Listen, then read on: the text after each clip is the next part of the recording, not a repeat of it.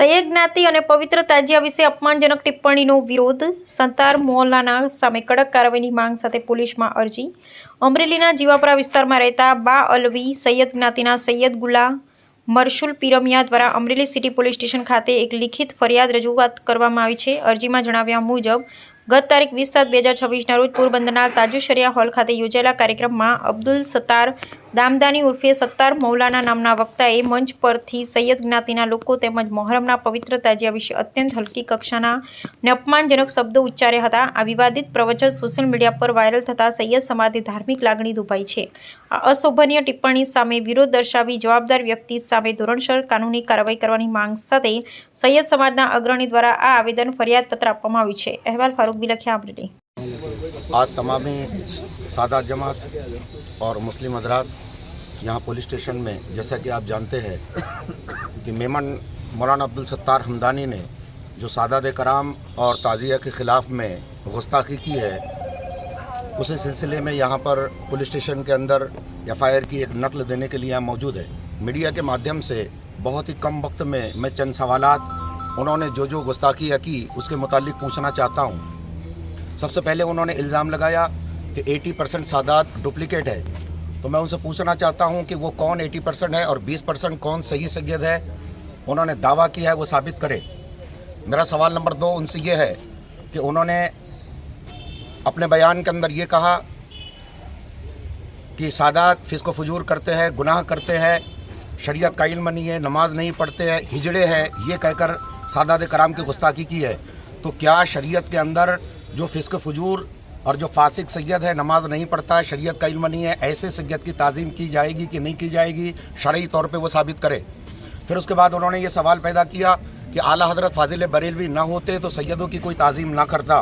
ये आला हज़रत का सदका है, वरना ये पावली के भाव में बिकते ये अल्फाज इस्तेमाल किए.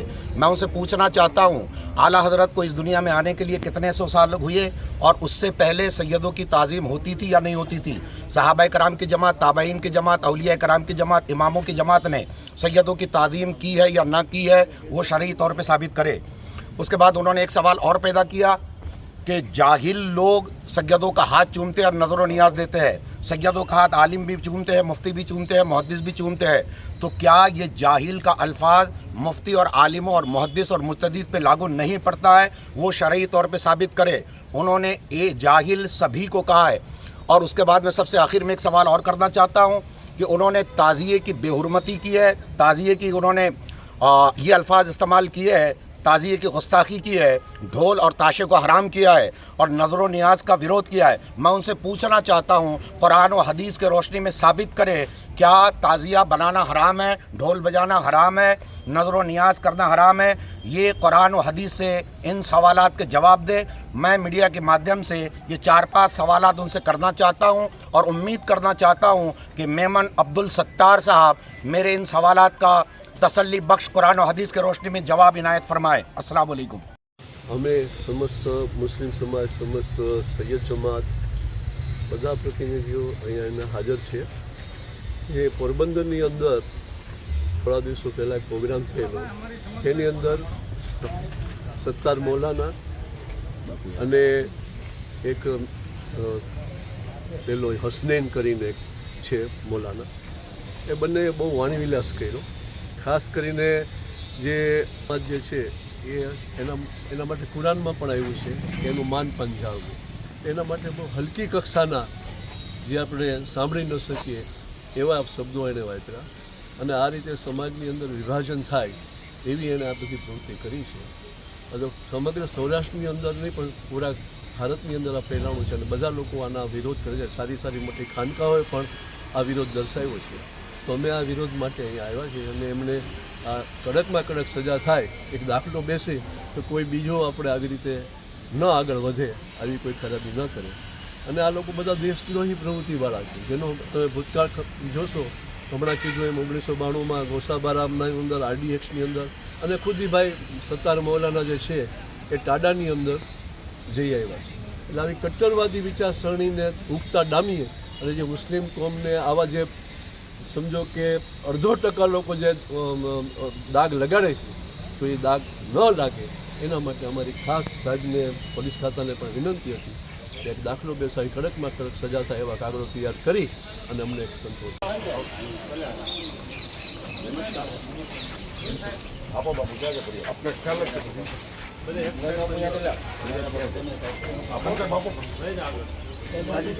ફરિયાદ ક્યાં છે તમે કીધું હું 20 તારીખે પોરબંદરે વિરુદ્ધ કડકમાં કડક પગલાં લઈ અને એફઆઈઆર દાખલ થાય એવી અમારી સાહેબ માંગણી છે. ભૂતકાળનો રિપોર્ટ પણ બહુ ખરાબ છે, બહુ ખરાબ. દાદા નીચે પહેલી ધરપકડ થઈ ગઈ. આદિએક્સ પ્રકરણની અંદર પણ એ સંડોવાયેલા હતા. એટલે એન્ટી સોશિયલ જ માણસ છે અને અમારા ધર્મના અંદર એનું કોઈ માનપાન કાંઈ નથી. એ આપમેળે બની ગયેલા આગેવાન. અને સાહેબ સાથે સાથે એફઆઈઆર પેન ડ્રાઈવ પણ છે તમે એ કરી હા એ કરી હા એ પેન ડ્રાઈવ દેવાની. Thank you sir. अस्सलामुअलैकुम वरहमतुल्लाहि वबरकातुहु।